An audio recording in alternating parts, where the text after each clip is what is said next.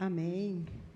Que bênção podermos estarmos aqui reunidos e sabermos que Deus, com a sua infinita graça e misericórdia, tem nos aperfeiçoado em meio às fraquezas, em meio a cada situação, porque Ele é Deus. Amém? Que bom podermos estar aqui hoje à noite. Bem-vindos todos, né? Já falamos sobre isso. Que a paz de Cristo esteja presente na minha vida e na sua vida. Eu quero falar de um texto, eu já até comentei aqui outras vezes, e o Senhor sempre nos mostra a palavra de várias maneiras, né? Então, quero comentar um pouquinho esse texto, que está em Mateus 8, 23 a 27. Nós vamos projetar. Mateus 8, 23 a 27. Eu gostaria de pedir a ajuda de vocês para ler esse texto. Nós vamos fazer o seguinte: os homens vão ler ímpar e as mulheres o par, tá? Os versículos, tá bom? Então, os homens vão começar? Vamos lá? 1, 2, 3.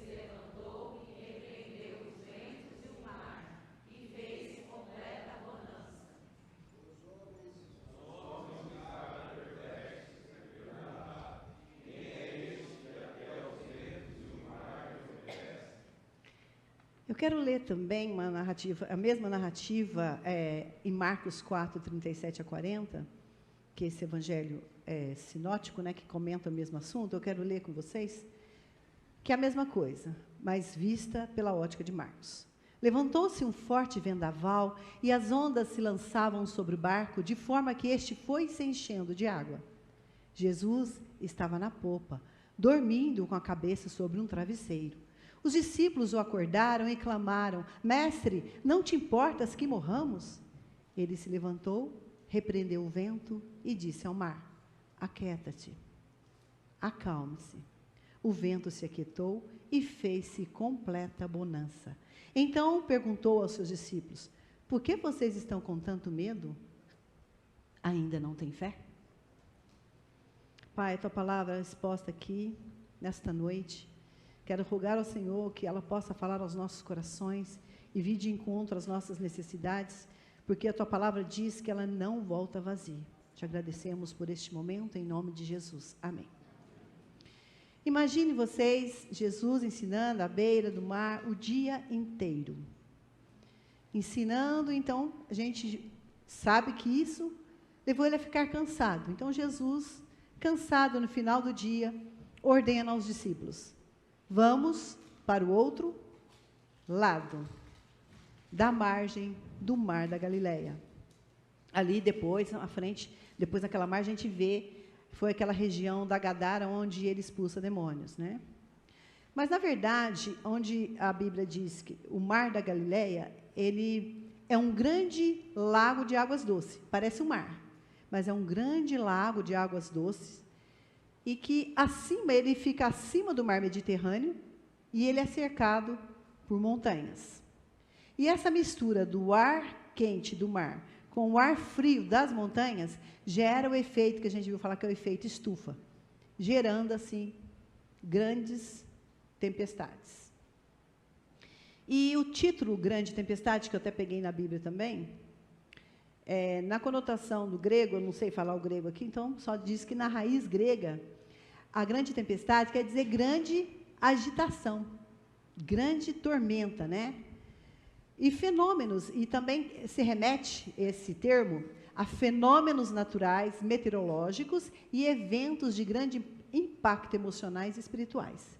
Então, essa agitação, essa tormenta, essa tempestade, na sua raiz, ela quer dizer aos eventos meteorológicos do clima, mas também a impactos emocionais que nós temos, que nós, seres humanos, temos. Essa passagem, então, ela pode ser interpretada como uma representação da vida dos discípulos. Olha só, essa passagem, ela pode ser interpretada como uma representação da vida dos discípulos que, apesar de andarem com o Messias, enfrentaram um grande perigo e desafios. Então, a gente pode tirar uma primeira lição daqui, nosso primeiro ponto. A presença de Jesus não nos isenta de dificuldades, perigos e desafios. Estar com Jesus não é garantia de que não iremos enfrentar tormentas, vendavais, tempestades. Não importa o quanto conhecemos ou quanto temos de experiência com Jesus, as tempestades da vida nos pegam de surpresa. Uma enfermidade, uma traição, uma crise familiar, financeira, e até mesmo crise mundial, que vem de repente, como nós vivemos aí, a Covid e outras crises financeiras, né? Mas nós, muitas vezes, acreditamos que as tempestades que enfrentamos são resultados de nossa desobediência, como Jonas, por exemplo. Pode até ser alguma coisa que nós enfrentamos, alguma dificuldade, pode ser consequência de uma desobediência. Mas aqui nós vemos que isso não é uma regra.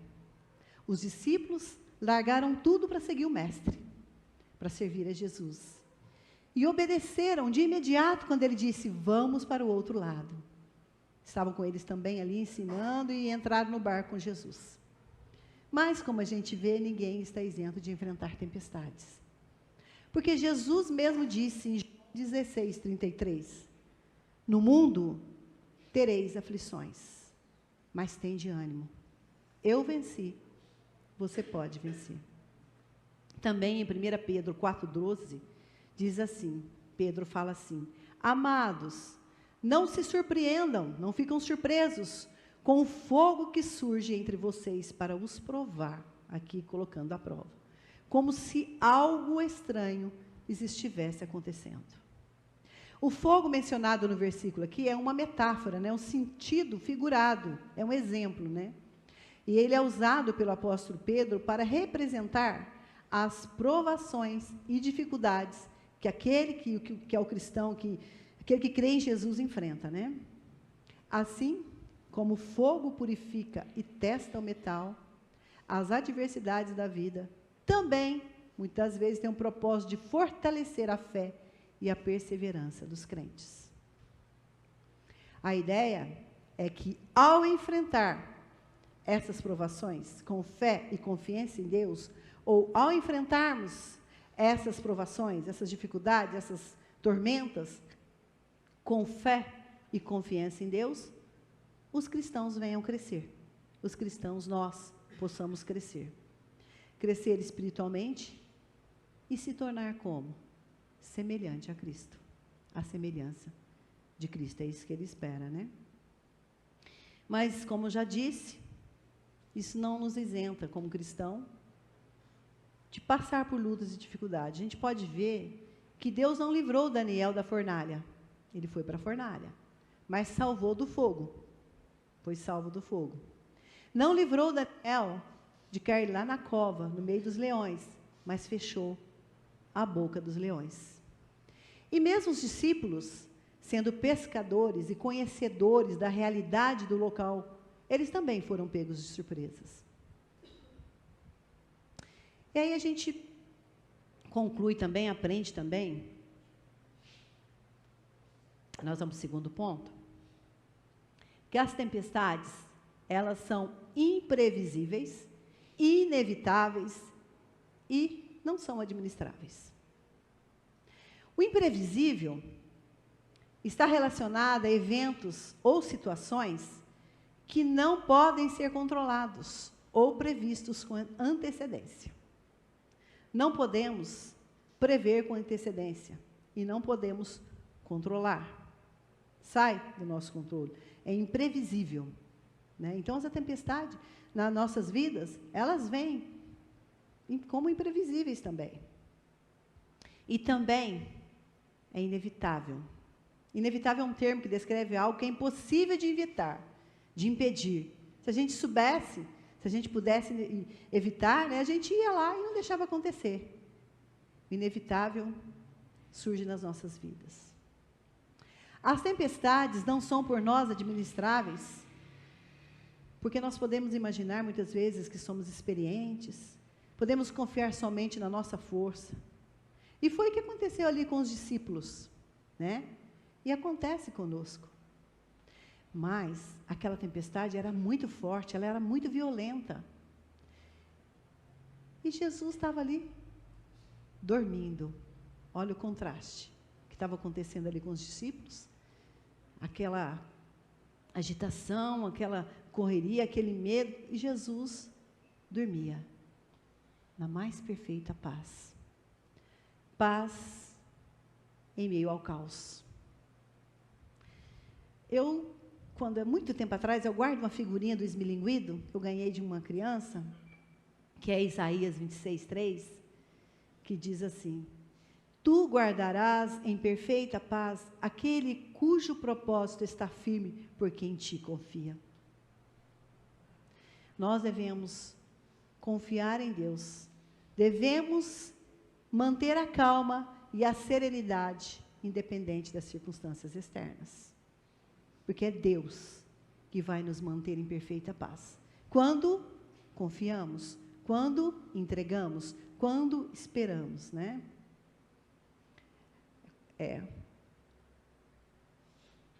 Muitas vezes a gente pode pensar, mas isso é impossível. Mas a palavra diz que é possível, né? Tu guardarás em perfeita paz aquele cujo propósito está firme, porque em ti confia. E a gente vê então o terceiro ponto, que a presença de Jesus, ela não nos isenta de dificuldade. Olha só, nós já vimos isso, não nos isenta de dificuldade, desafios e perigos, mas Cristo nos oferece a promessa de sua presença salvadora. Os discípulos ali estavam naquela correria, naquela agitação, naquele pavor, mas Jesus estava ali no barco. Jesus estava ali, dormindo, tranquilo, né? Aquela presença maravilhosa, salvadora, estava ali no barco com meio de discípulos. E Mateus 28:20 diz que, ensinando-os a obedecer a tudo que eu lhes ordenei, e eu estarei sempre com vocês até o fim dos tempos. É promessa de Jesus. Ele diz que estaria comigo e com você, até que Ele venha, ou até que nós nos encontremos com Ele, até o fim dos tempos. Ele está para nos ensinar, a obedecer tudo o que está escrito na palavra dEle. Então, Ele diz que estará conosco, em meio às lutas, em qualquer situação, em qualquer tempo. E eu pergunto, será que nós temos convidado Jesus para estar no barco das nossas vidas? Cristo no barco das nossas vidas é que faz toda a diferença. Cristo no barco é que é necessário, é primordial. Nós precisamos de Cristo. Eu e você precisamos de Cristo. Os discípulos precisavam de Cristo. Tem uma musiquinha com as crianças que eu sempre lembro das crianças, a gente trabalha com as crianças, né? E diz muito bem isso daqui, né? Com Cristo no barco tudo vai muito bem, vai muito bem, vai muito bem. Com Cristo no barco tudo vai muito bem, cessa o temporal. Então, o que é que faz cessar o temporal? É Cristo no barco, né? Então, Cristo no barco das nossas vidas, Cristo no centro das nossas vidas, Cristo no comando das nossas vidas, é que vai fazer a diferença. Então, os discípulos ali, talvez não quisessem incomodar o mestre, não sei, ou talvez lutando com suas próprias forças, né? Joga água daqui, tira água dali, ajuda aqui, vem aqui, socorre aqui. Mas eles falaram, vamos clamar ao mestre, porque enquanto havia tempo, eles clamaram. Olha, se não fosse a interferência de Jesus, morreriam ali. Se não fosse a interferência de Cristo, o barco teria naufragado. E Jesus, com toda a autoridade, repreende a tempestade e faz grande bonança. Traz calma, tranquilidade em meio àquele caos. Aquilo que ele estava vivendo ali, tranquilidade, paz em meio à situação, ele traz no meio ali, no barco. Com toda a autoridade, ele repreendeu a tempestade. E a Bíblia diz que fez grande bonança, grande calma, que tranquilidade. Nós, muitas vezes, lutamos também sozinhos, como os discípulos, tentando resolver do nosso jeito, com nossos braços, com a força do nosso braço, com a nossa capacidade, com nossos recursos, né? Isso nos traz canseira, estresse, fracasso. E então, muitas vezes, naufragamos. Podemos morrer. Muitas vezes, morrer espiritualmente, morrer até fisicamente, não sei. Cristo conosco é que vai fazer a diferença em nossas vidas. Não pode ser do meu jeito, do seu jeito. Tem uma música que fala do meu jeito, né? Uma inglesa aí, que eu não lembro, não sei cantar também, mas fala tudo do meu jeito. E é assim que a gente muitas vezes quer fazer. Não, vou dar um jeitinho aqui. Não, pode deixar. Vou conversar com fulano ali. Não, eu tô tentando. A semana que vem vai dar certo, o mês que vem vai dar certo. Não, eu estou forte. Que isso? Você não está vendo que eu estou conseguindo? Não, eu vou colocar todos os meus recursos ali. Eu vou lutar e vai estar tudo certo. E é perda de tempo. Vem o fracasso, vem o estresse, vem a decepção.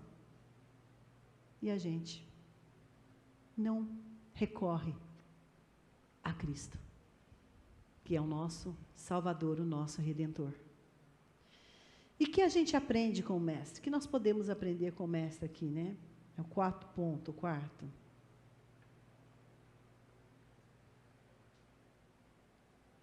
Que nós devemos seguir o exemplo de Jesus, de confiança e fé em Deus. Nessa passagem, Jesus nos diz que nós, eu e você, nós podemos enfrentar as tempestades da vida. Ele estava ali como homem, em vários aspectos, várias passagens na Bíblia, quando no Getsêmani ele chorava, ele angustiava, ele estava ali na sua natureza humana. Né? Tanto que ele pediu ajuda aos discípulos para orar com ele, para ficar junto com ele, e os discípulos dormiram. Né? E aqui, ele estava cansado, mostrando o seu lado humano, a sua natureza humana. E que é possível a gente seguir o exemplo dele. Né? Jesus nos diz, então, que eu e você, nós podemos enfrentar as tempestades, as tormentas da vida. Ele nos deixa o exemplo. Nada está fora do controle soberano do Pai. Nada. Nada foge do controle do Pai. Salmos 107, 28 e 29, lá no Antigo Testamento, já dizia assim, né, a palavra ela se completa. Na sua aflição, o salmista diz, clamaram ao Senhor, e Ele os tirou da tribulação em que se encontravam. Reduziu as tempestades a uma brisa e serenou as ondas. Olha que Deus maravilhoso e tremendo. Na aflição, eles clamaram e o Senhor o tirou daquela provação, daquela tribulação em que se encontravam. Reduziu a tempestade a uma brisa e serenou as ondas. Trouxe tranquilidade, como Jesus demonstrou ali, naquele barco, quando clamou ao Pai, e o Pai atendeu. Nós devemos, então, seguir também o exemplo de Jesus e superar o medo pela fé. Ter medo é natural, o ser humano tem medo, mas viver apavorado, controlado pelo medo, é diferente, né? Precisamos crer Precisamos enfrentar, superar o medo pela fé em Cristo Jesus. 1 João 4,18 fala assim: no amor não há medo. Pelo contrário, o perfeito amor expulsa o medo, porque o medo supõe castigo. Vai vir castigo, alguma coisa, alguma consequência. Aquele que tem medo não está aperfeiçoado no amor. Não está aperfeiçoado em Jesus. Aquele que vive com medo, com pavor, que não consegue colocar a fé adiante, precisa aperfeiçoar-se no amor. Precisa buscar em Deus, em Jesus. Jesus repreendeu o medo e a falta de fé dos discípulos. E nós também devemos ter autoridade e poder sobre o nosso medo através da nossa fé. 2 Timóteo 1,7 diz: pois Deus não nos deu espírito de covardia, mas de poder, de amor e de equilíbrio. Então não podemos deixar a covardia tomar conta, o medo tomar conta das nossas vidas. Mas devemos buscar o amor, o equilíbrio, né, que vem através da fonte verdadeira, que é o Senhor Jesus Cristo. Então, Jesus espera que não apenas eu e você, nós creiamos na sua capacidade de realizar milagres, hein? Mas Ele espera uma confiança contínua, que permeia todas as áreas da nossa vida, tá? Ainda mais nos momentos de medo e incerteza. Ele não quer que nós creiamos só que, Senhor, Ele pode fazer o milagre, Ele é Deus de milagre, mas Ele quer ainda mais essa fé operante, não só da boca para fora, né?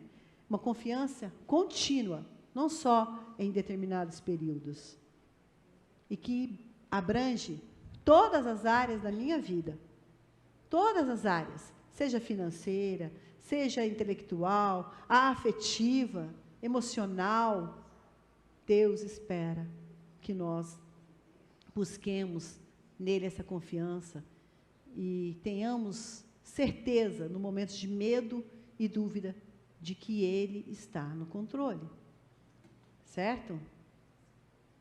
Então, Jesus repreendeu os discípulos. Por que ainda não tendes fé? Isso nos mostra a sua fragilidade em relação à nossa fé. Que sob pressão, pressionados, sob uma pressão extrema, podemos ceder ao medo e podemos deixar de crer. Isso é verídico, né? Podemos duvidar da presença e do poder de Deus nos momentos de crise, dificuldade, doença, no momento de tormentas e dificuldades na nossa vida, das tempestades. Mas é necessário que eu e você venha crescer na nossa fé com Jesus. Porque a palavra diz que sem fé é impossível agradar a Deus. Como assim? Como que eu posso buscar essa fé operante? Como eu posso crescer, ter essa fé produtiva? Alimentando da palavra, orando, buscando a direção do Espírito Santo, vivendo o Evangelho com as pessoas, com o meu próximo. Então, ler a palavra, buscar essa santificação, como já foi falado aqui hoje, é imprescindível, é necessário, para que a gente venha crescer na fé. Orar, conversar com Deus, falar com Deus, conversar abertamente como a gente conversa um com o outro, vai nos ajudar a aumentar a nossa fé. Colocar aquilo que nós aprendemos em ação, não só de conhecimento, mas em prática, passo de fé, né? Isso vai fazer com que a gente tenha essa fé operante. Foi assim com os discípulos, né? Porque ali eles estavam, Jesus repreende eles, por que vocês não têm fé? Vocês não estão percebendo? Mas no final da caminhada deles, a gente viu que eles pregavam, testemunhavam e que eles morreram por amor ao Evangelho. Então, a gente viu que essa fé cresceu, produziu né? E o medo, então, deu lugar, o pavor deu lugar à fé, à confiança, porque entregaram as suas vidas em prol da obra de Jesus Cristo. Que maravilha, né, gente? E aquela pergunta, quem é este que até o vento e o mar lhe obedecem, foi respondida então, pelos discípulos no percurso de suas vidas. Eles puderam compreender, entender quem era Jesus e quem era Jesus na vida deles, né?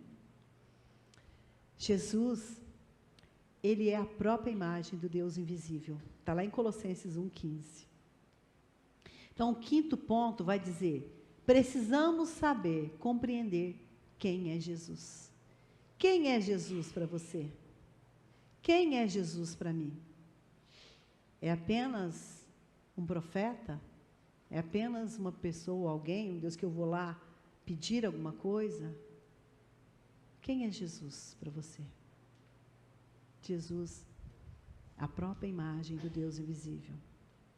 Reconhecer a divindade de Jesus, que Ele é Deus, vai fazer com que a gente prossiga em conhecer ao Senhor cada vez mais, buscar, né, essa imagem do Deus invisível. Então, nós precisamos compreender na nossa vida quem é Jesus, estudando, vivendo, tendo experiência com Ele, né? Conheçamos e prossigamos em conhecer ao Senhor. Como a alva, a sua vinda é certa, e Ele descerá sobre nós como a chuva, como chuva seródia que rega a terra. Oséias 6,3 já dizia isso. Conheçamos e prossigamos em conhecer o Senhor. Como a alva, a sua vinda é certa.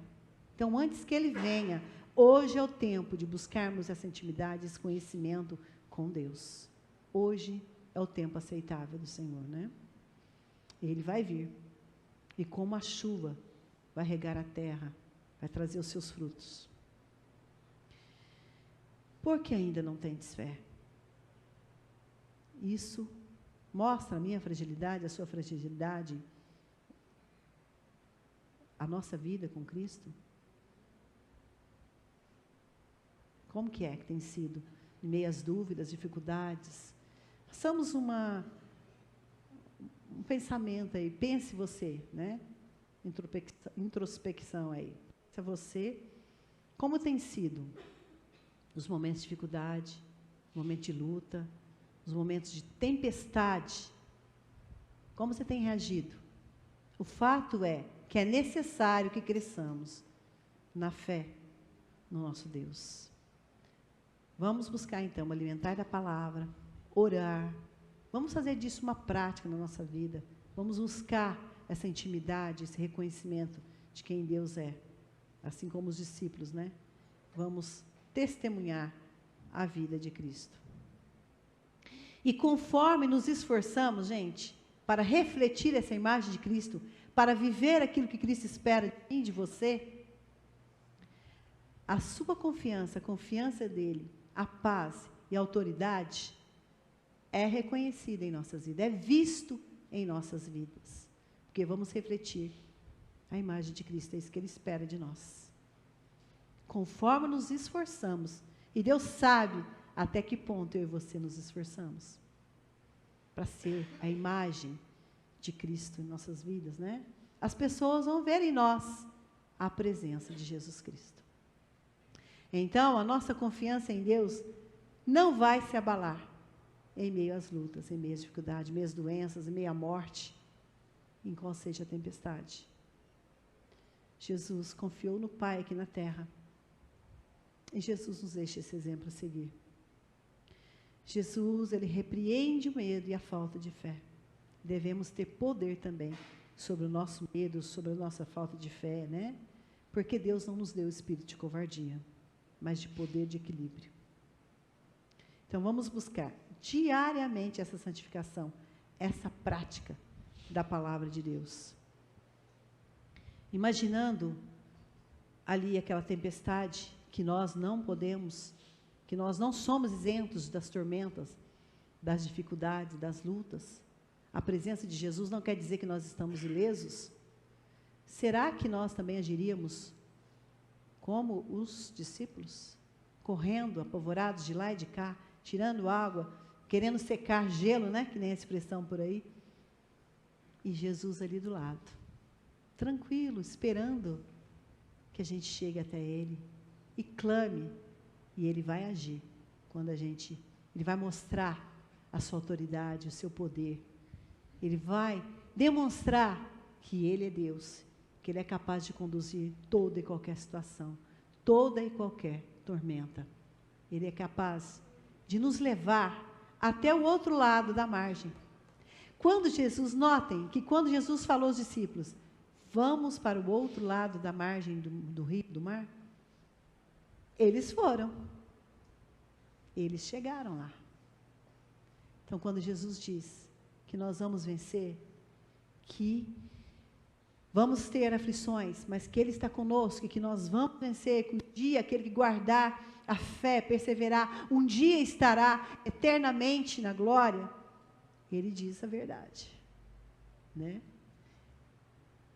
Então vamos confiar, vamos permitir que a nossa fé cresça, que a nossa vida, a nossa comunhão, a nossa santificação, ela venha trazer resultados. Vamos permitir que o Senhor conduza a nossa vida em toda e qualquer situação, buscando essa santificação e a prática da palavra de Deus. Eu quero concluir que não me importa quão turbulentas sejam as águas ao nosso redor, temos um Salvador que é capaz de acalmar a tempestade. Não importa qual seja a situação que você esteja passando, ou que você venha passar, porque neste mundo, eu e você não estamos livres de lutas, de provações e de tempestade. Não importa quão agitada esteja a tormenta, não importa quão turbulenta, difícil esteja essa tempestade, vivendo ao nosso redor, nós temos um Salvador, nós temos um Redentor, que é capaz de acalmar a tempestade. Você crê nisso?